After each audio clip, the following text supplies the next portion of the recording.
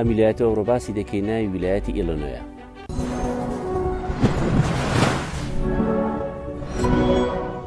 ویلایەتی ئیلینۆی دەکەوێتە بەشی ناوەڕاستی ڕۆژئاوای ئەمریکا.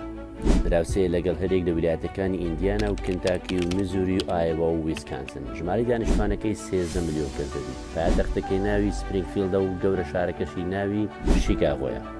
شیکاگۆ تەنها 6 تا 7 ملیۆن کەس تێدا دەژی بە ناوەڕاست و دەوروبەرەکەی. شاری شیکاگۆ فڕۆکەخانەکەی یەکێکە لە 5 قەرەباڵغترین فڕۆکەخانەکانی هەموو ئەمریکا.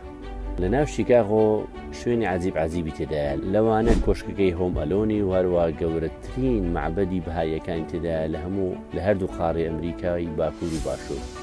هەروەها ئۆباما لەم شارە گەورە بوو لە شاری شیکاگۆ.